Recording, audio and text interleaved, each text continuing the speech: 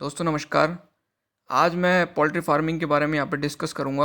एकदम ground level से discuss करूँगा, पूरा डिस्कस करूँगा। बेसिक नॉलेज मैं आपको यहाँ पे बताऊँगा कि कैसे पोल्ट्री फार्मिंग सेट करनी है।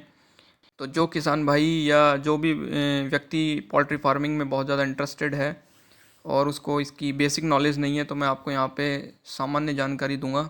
दोस्तों यहाँ पे कुछ प्रश्न हैं जो उन व्यक्तियों द्वारा या किसान भाइयों द्वारा पूछे जाते हैं जो पोल्ट्री फार्मिंग में इंटरेस्टेड होते हैं लेकिन उन्हें सामान्य जानकारी नहीं होती है। तो मैं उनको यहाँ पे एक एक करके डिस्कस करूँगा। तो आप हमारी वीडियो को एंड तक देखिए अगर पोल्ट्री फार्मिंग में इंटरेस्टेड हैं तो। दोस्तों यहाँ पहला प्रश्न दिया हुआ है, मुर्गी पालन करना है परंतु हमें इस क्षेत्र का बिल्कुल भी ज्ञान नहीं है, क्या करें। दूसरा प्रश्न दिया हुआ है, शुरुआती दौर में इतने पैसे नहीं हैं कि हम मुर्गी पालन कर सकें लेकिन हम उसके इच्छुक हैं, तो क्या कोई रास्ता है यहाँ पे मुर्गी पालन करने का। तीसरा प्रश्न दिया हुआ है, पोल्ट्री फार्म कैसे बनाएं, हमें नहीं पता। How to construct poultry farm कैसे उसका निर्माण किया जाता है, क्या क्या चीज़ें उसमें ध्यान रखी जाती हैं वो हमें नहीं पता है। कितना खर्च होगा उसके बारे में भी नहीं पता है। चौथा क्वेश्चन दिया हुआ है, 1000 ब्रॉयलर अगर आप रखना चाहते हैं तो उस पर कितना खर्चा होगा लगभग। पांचवा प्रश्न है, पोल्ट्री मार्केटिंग का सामान्य ज्ञान क्या है जो एक शुरुआती फार्मर को होना जरूरी है। उसके बाद है, पोल्ट्री के फीड से संबंधित सामान्य जानकारी क्या क्या होनी चाहिए एक पोल्ट्री फार्मर को जो इनिशियली पोल्ट्री फार्म स्टार्ट करना चाहता है। अगला प्रश्न है, पोल्ट्री फार्मिंग के दौरान जो प्रॉफिट एंड लॉस होता है उसकी कुछ सामान्य जानकारी मैं आपको यहाँ बताऊँगा। मुर्गी पालन में फार्मर को नुकसान क्यों होता है, क्या मेन कारण होते हैं वो भी मैं आपसे यहाँ डिस्कस करूँगा। वातावरण के लिए क्या मुर्गी पालन सही है वो भी बताऊँगा। तो किसान भाइयों, हम पहला प्रश्न रखते हैं, मुर्गी पालन करना है लेकिन हमें कुछ पता नहीं है कि हम क्या करें। तो पहले तो आप ये डिसाइड कीजिए कि आपको किस तरह का मुर्गी पालन करना है। आपको अंडे उत्पादित करने हैं अपने फार्म के अंदर या आपको ऐसे बर्ड पालने हैं जिनको आप डायरेक्ट सेल कर सकें और वो मीट पर्पज़ के लिए हों।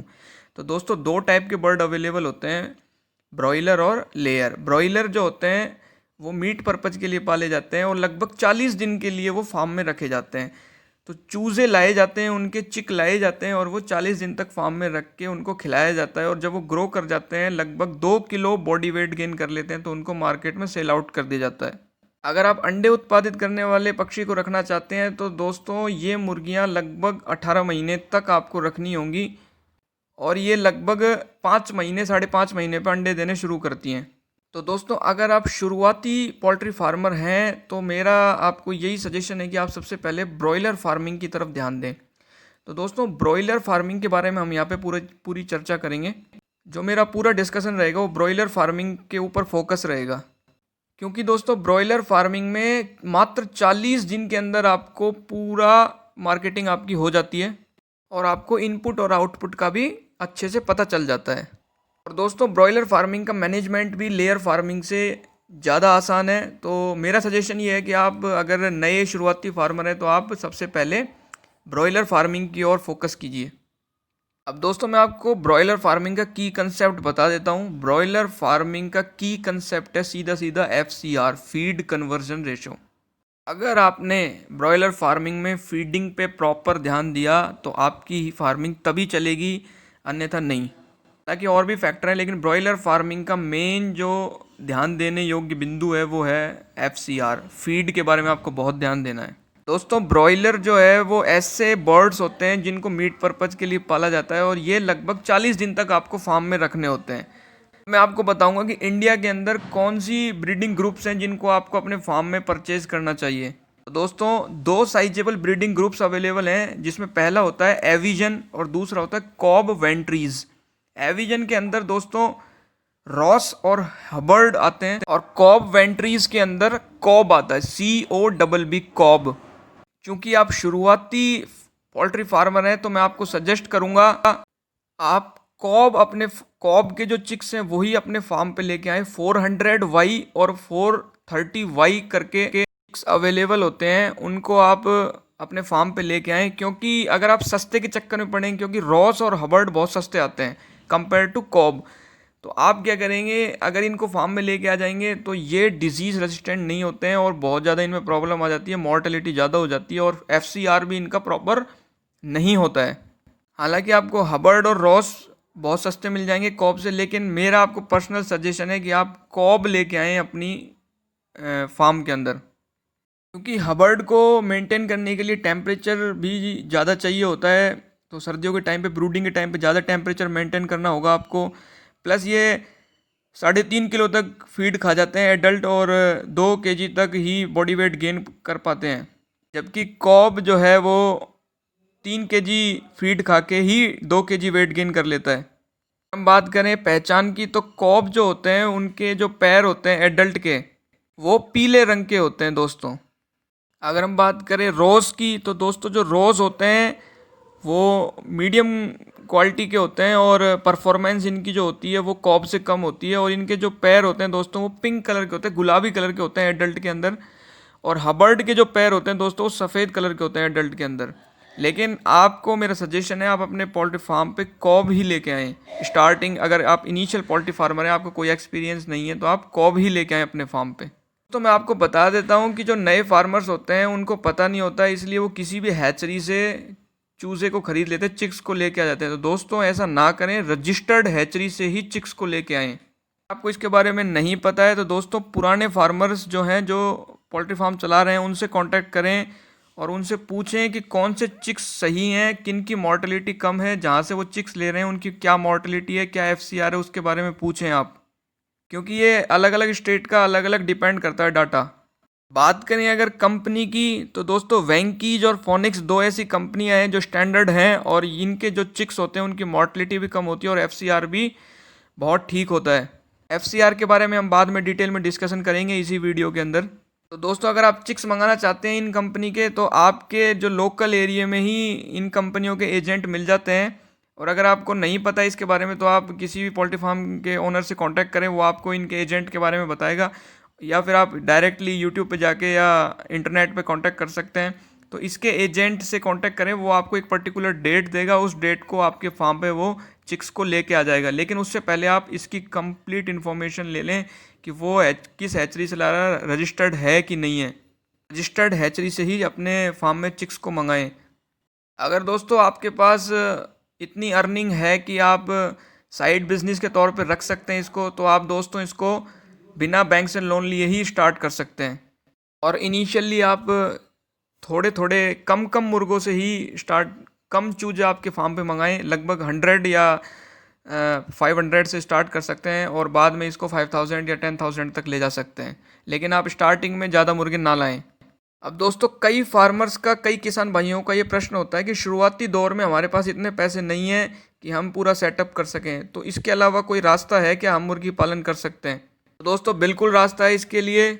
इसके लिए आप बैंक से लोन ले सकते हैं और अपना काम शुरू कर सकते हैं। लेकिन बैंक आपको सीधा लोन नहीं देगा। अगर आप सीधा बैंक के पास जाएंगे तो बैंक आपको लोन नहीं देगा। वो पहले आपसे ये प्रूफ मांगेगा कि आप पोल्ट्री फार्म चलाने के योग्य हैं कि नहीं है, आपके पास क्या योग्यता है कि आप पोल्ट्री फार्म चला सकते हैं। दोस्तों इसको सर्टिफाई करने के लिए आपको एक सर्टिफिकेट लेना होगा। इस सर्टिफिकेट को लेने के लिए हर स्टेट के अंदर इंस्टीट्यूट होते हैं, poultry training institute, government training institute होते हैं, सरकारी प्रशिक्षण केंद्र होते हैं। अगर मैं बात करूँ राजस्थान की, तो राजस्थान के अंदर अजमेर के अंदर राज्य कुक्कुट प्रशिक्षण संस्थान है, वहाँ से आप इसका सर्टिफिकेट ले सकते हैं, कोर्स कर सकते हैं। वहाँ आपको पूरी कंप्लीट ट्रेनिंग दी जाती है, क्लासें लगाई जाती हैं, वहाँ पे पूरा सिखाया जाता है कैसे पोल्ट्री फार्मिंग की जाती है। और उसके बाद आपको एक सर्टिफिकेट दिया जाता है, उस सर्टिफिकेट को आप बैंक को शो करके लोन ले सकते हैं।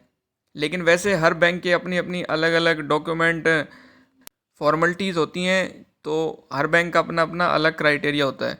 लेकिन बेसिकली ये प्रोसीजर है और आप कर सकते हैं। किसान भाइयों आपको घबराने की ज़रूरत नहीं है। अगर आपके पास शुरुआती दौर में पैसे नहीं हैं, तो आप मुर्गी पालन के अगर इच्छुक हैं और करना चाहते हैं, तो इस प्रकार से आप कर सकते हैं। इससे आपको 2 फ़ायदे होंगे। एक तो सही तरीके की आपको नॉलेज मिलेगी, वहाँ पे जाने से ट्रेनिंग मिलेगी, और बेटर आप परफॉर्मेंस रख पाएंगे और एक सर्टिफाइड हो जाएंगे। लगभग 15 से 20 दिन का ये कोर्स होता है, और वहाँ पे जाके आप ट्रेनिंग ले सकते हैं। तो दोस्तों आप ऐसे शुरुआती दौर में भी कर सकते हैं। अब दोस्तों जो किसान भाइयों का तीसरा प्रश्न होता है, पोल्ट्री फार्म कैसे बनाएं, उसका कैसे कंस्ट्रक्शन करें, वो उनको नहीं पता होता। क्या ध्यान रखना होता है बनाते समय और कितना खर्च उस पर होगा लगभग। मैं यहाँ पोल्ट्री फार्म के कंस्ट्रक्शन के खर्च के बारे में बात करूँगा, ना कि चिक्स के बारे में। तो किसान भाइयों सबसे पहले तो ये ध्यान रखें कि आपका पोल्ट्री फार्म ऐसी जगह पर बनाएं जहाँ पे बढ़िया रास्ते हों, ट्रांसपोर्टेशन की अच्छी फैसिलिटी हो, इलेक्ट्रिसिटी की अच्छी फैसिलिटी हो, वहीं पे आप इसको बनाएं। और दूसरी चीज़ आपको बता देता हूँ कि इसकी जो लंबाई और चौड़ाई के बारे में बात कर लेते हैं। दोस्तों लंबाई का इतना कुछ खास वो नहीं है, लेकिन चौड़ाई में बहुत ज़्यादा आपको ध्यान रखना पड़ेगा। चौड़ाई अगर आप ज़्यादा रख देते हैं तो दिक्कत आ जाती है। तो मैं आपको बता देता हूँ, चौड़ाई लगभग 25 से 30 फीट के बीच में आपको रखनी है। 25 से कम नहीं हो और 30 से ज़्यादा नहीं हो, लगभग इसके बीच में आप रख सकते हैं। अगर दोस्तों आप इसकी चौड़ाई को ज़्यादा रखते हैं, जैसा कि कुछ किसान भाई पहले कर चुके हैं, अपने पोल्ट्री फार्म पे चौड़ाई ज़्यादा रखते हैं, तो उससे क्या होता है दोस्तों, सर्दियों के दिनों में पूरी धूप नहीं मिलती है, नमी बनी रहती है पोल्ट्री फार्म के अंदर, लीडर मटेरियल गीला रहता है, उससे डिजीज़ आती हैं, रोग हो जाते हैं चूज़ों के अंदर। और जो फार्म के अंदर गैस बनती है वो प्रॉपरली ड्रेन आउट नहीं निकल नहीं पाती है, वहाँ से गैस जो है वो सफोकेट होती रहती है, वहीं से निकल नहीं पाती है, पूरी की पूरी पोल्ट्री फार्म में ही जमी रह जाती है अमोनिया, जिसकी वजह से भी CRD आने का खतरा रहता है। तो गर्मियों के दिनों में ज़्यादा गैस बन जाती है चौड़ाई ज़्यादा रखने से। तो दोस्तों चौड़ाई आप आइडियली 25 से 30 फीट के बीच में ही रखें। बात करें इसकी दिशा की, तो दोस्तों जो आपका पोल्ट्री फार्म है ये पूर्व से पश्चिम की ओर होना चाहिए दोस्तों, ईस्ट टू वेस्ट होना चाहिए। क्यों? क्योंकि जो धूप है वो प्रॉपर चाहिए होती है, ब्रॉयलर्स को बहुत ज़्यादा धूप की आवश्यकता होती है ग्रो करने के लिए। तो दोस्तों पूरी की पूरी धूप जितनी चाहिए होती है वो उतनी इनको मिल जाती है। तो अगर आप पूर्व से पश्चिम की तरफ बनाएंगे तो यहाँ पर आपका जो ब्रॉयलर का प्रोडक्शन है वो अच्छा होगा, और जो ये ब्रॉयलर हैं ये दाने भी प्रॉपर खा पाते हैं। क्योंकि अगर प्रॉपर इनको धूप नहीं मिलेगी तो दोस्तों इनकी मेटाबॉलिक एक्टिविटी डाउन होने लगती है। तो एटलीस्ट जितनी इनको नीड है उतनी धूप तो इनको दी जाए तो सही रहता है। तो आपका जो डायरेक्शन है वो ईस्ट टू वेस्ट होना चाहिए, पूर्व से पश्चिम की ओर होना चाहिए। दोस्तों बात करें साइड की दीवार की, तो दोस्तों जो पोल्ट्री फार्म की नींव के ऊपर साइड की जो दीवारें होती हैं, अगर आपके एरिए में हवा तेज़ चलती है तो आपको दीवार ऊंची बनानी है दोस्तों। अगर आप ऊंची दीवार नहीं बनाएंगे तो वो हवा सीधी की सीधी चिक्स को लगेगी।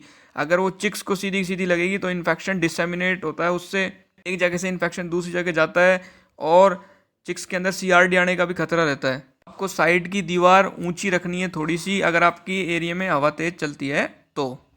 दोस्तों लंबाई इतनी मैटर नहीं करती है, चौड़ाई मैटर करती है और दीवारें मैटर करती हैं। बात कर लेते हैं ऊपर शेड की। तो दोस्तों शेड जो लगाएं आप वो सीमेंट के लगाएं, मेटल के बिल्कुल भी ना लगाएं। अगर आप मेटल के शेड लगाते हैं तो वो धूप को एब्जॉर्ब करते हैं, उससे गर्मी बढ़ती है और हीट स्ट्रोक होने लगता है चिक्स को। तो दोस्तों सीमेंट के इस्तेमाल करें, क्योंकि सीमेंट के जो रहते हैं ये आसानी से इतनी सोखते नहीं है धूप को, ये इतनी एब्जॉर्ब नहीं करते हैं, जिससे पोल्ट्री फार्म का टेम्परेचर रेगुलेट रहता है। अगर आप इनको मेटल के बना देंगे तो दोस्तों धूप एब्जॉर्ब करके ये टेम्परेचर को बढ़ा देगा और चिक्स के अंदर रोग आने की संभावनाएं रहती हैं। बात करें इसके कंस्ट्रक्शन में कितना खर्चा आता है, तो दोस्तों अगर आप मजबूत पाइप लगाते हैं, प्रॉपर इसको अच्छा बनाते हैं, तो लगभग आपको 1 लाख पोल्ट्री फार्म के कंस्ट्रक्शन में 1.5 से 2 लाख का खर्चा आ जाता है। ये मैक्सिमम खर्चा बता रहा हूँ मैं आपको, अगर आपने प्रॉपर मजबूत लोहे के पाइप इस्तेमाल किए हैं और अच्छा कंस्ट्रक्शन बनाया है तो। अब दोस्तों एक एग्जांपल ले लेते हैं, 1000 ब्रॉयलर्स पर लगभग कितना खर्चा होगा। तो मैं आपको बता देता हूँ कि दोस्तों ये खर्चा वेरी करता रहता है हर स्टेट के और हर एरिया के, हर ज्योग्राफिकल एरिया के, और कितने फेस्टिवल कहाँ पे आते हैं तो उसके हिसाब से दोस्तों इसकी मार्केटिंग पे भी डिपेंड करता है कि कितने में बिकेगा। और अब दोस्तों खर्चे की अगर मैं बात करूं, दोस्तों नॉर्थ इंडिया के अंदर ये खर्चा बता रहा हूं मैं आपको कि अगर बात करें एक चिक्स की, तो पर चिक का जो रेट होता है वो 25 से 30 रुपये होता है। ये हर हफ्ते बदल भी जाता है, मैं आपको बता देता हूँ यहाँ पे। और कभी कभी मार्केट डाउन होता है तब ये 11, 12, 15, 20 रुपये तक भी मिल जाता है। तो दोस्तों मैं मैक्सिमम खर्चा लेके चल रहा हूँ यहाँ पे। अगर बात करें पर चिक की तो 25 से 30 रुपये होता है, और 1000 चिक्स के लिए 30,000 रुपये हो जाते हैं। दोस्तों चूज़ों को लाने का खर्चा 30,000 हो गया। अगर हम बात करें फीड की, तो एक चूज़े को 3 किलो फीड चाहिए होता है पूरी 40 दिन तक के लिए, और 2 kg वो वेट गेन करता है। तो 1000 चिक्स के लिए 3000 kg फूड की ज़रूरत पड़ेगी, फीड की ज़रूरत पड़ेगी। और एक फीड बैग जो होता है वो 50 kg का आता है और लगभग 1700 रुपये का आता है। अगर बात करें एक बैग 1700 का है तो टोटल खर्चा 1,02,000 के आसपास का खर्चा हो जाता है टोटल फीड का। तो टोटल जो खर्चा है चिक्स को मिला के वो 1,30,000 के आसपास ये लमसम पड़ जाता है, मतलब 19-20 आप ऊपर नीचे हो सकता है। मैं ये स्टैंडर्ड नहीं है, मतलब इन जनरल बता रहा हूँ आपको। ज़्यादा फर्क नहीं मिलेगा इसमें, लेकिन इतना हो सकता है। अगर हम बात करें इसकी, तो इसमें मैंने आपको बता देता हूँ, फार्म सेटअप, इलेक्ट्रिसिटी, ब्रूडिंग और मेडिसिन का कोई भी कॉस्ट इंक्लूड नहीं किया है। ये सिर्फ चिक्स को रियर करने का खर्चा मैंने आपको यहाँ पे बताया है।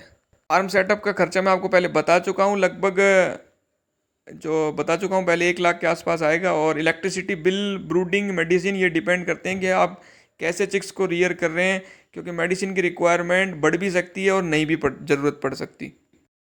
अब बात करते हैं पोल्ट्री मार्केटिंग का सामान्य ज्ञान। तो एक फार्मर को पोल्ट्री मार्केटिंग का ज्ञान होना बहुत आवश्यक है। अगर ये नहीं होगा दोस्तों, मित्रों, तो आप सब कुछ कर लेंगे लेकिन मार्केटिंग नहीं कर पाएंगे, तो आपके पास जो प्रॉफिट होगा वो प्रॉपर नहीं आ पाएगा।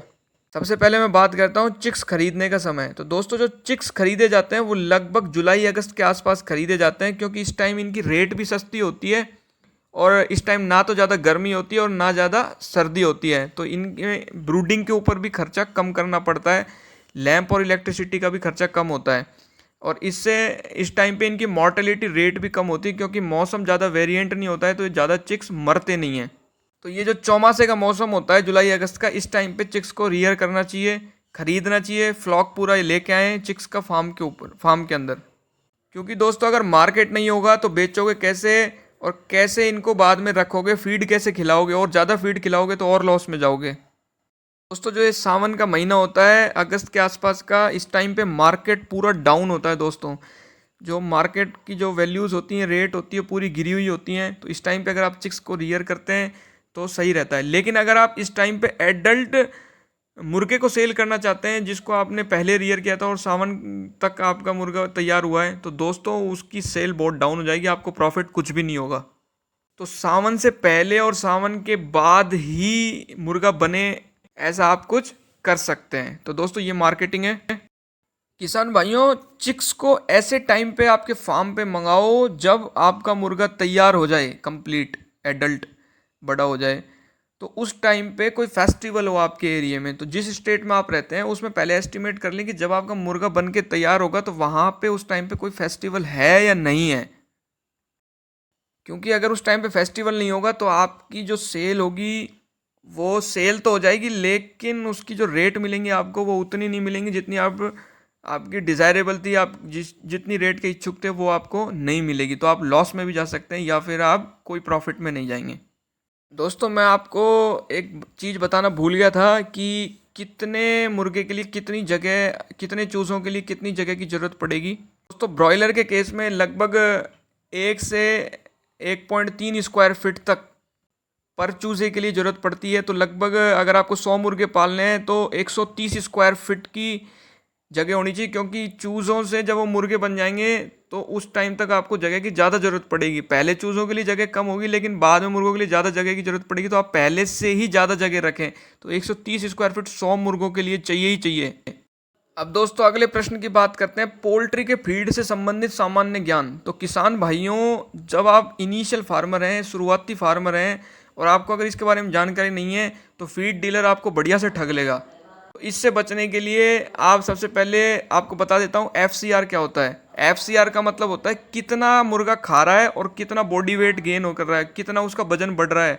तो खाने में जो फीड उसको दिया जा रहा है उसके वेट के अकॉर्डिंग, उसके वजन के अकॉर्डिंग मुर्गे का कितना वजन आ रहा है वो हम देखते हैं। मतलब कितना खा रहा है और कितना वजन उसका आ रहा है।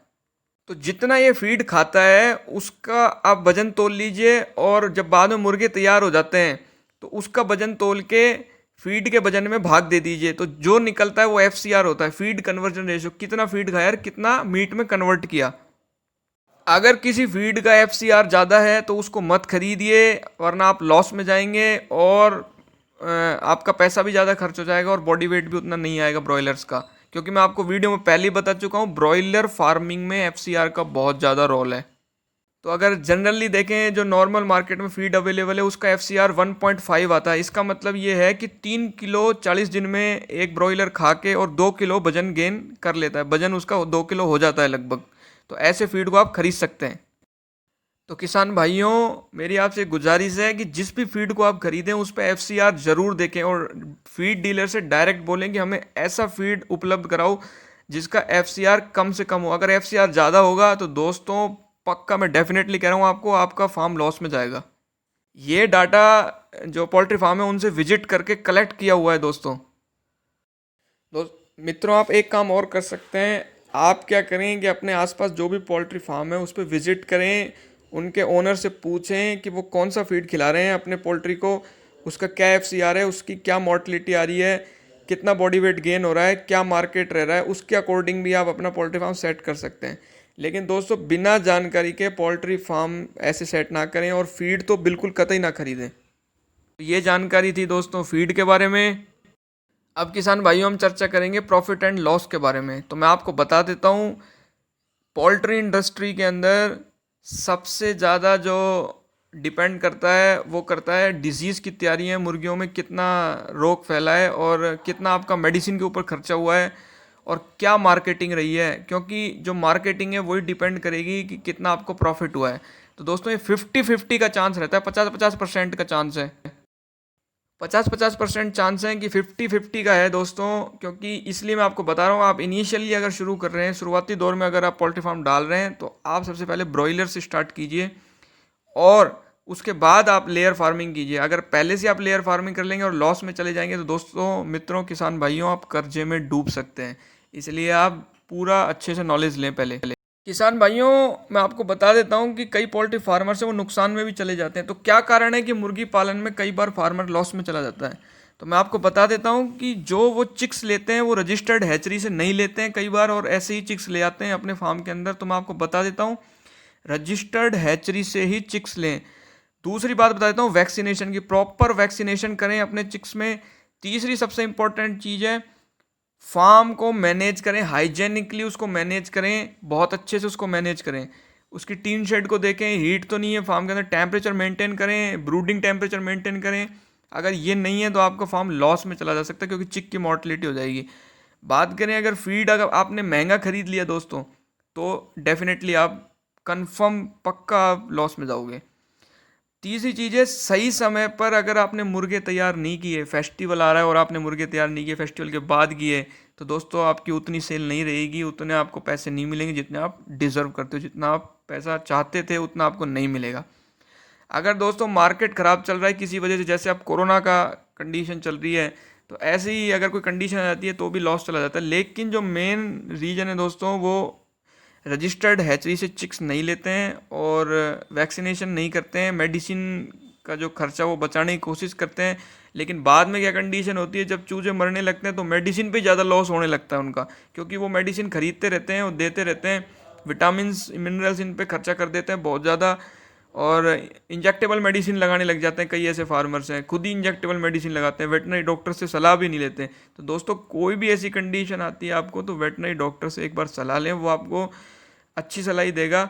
और अगर दोस्तों आप फिर भी संतुष्ट नहीं है तो दूसरे किसी पोल्ट्री फार्मर से जिसने अपना पोल्ट्री फार्म सेट किया उससे विजिट करके पूछें कि क्या ऐसे रीजन थे कि उसकी पोल्ट्री फार्मिंग सक्सेस हुई, तो वो आपको डेफिनेटली बताएगा। अब दोस्तों जो लोग वातावरण से बहुत ज़्यादा प्यार करते हैं उनके लिए ये प्रश्न है कि क्या वातावरण के लिए मुर्गी पालन सही है?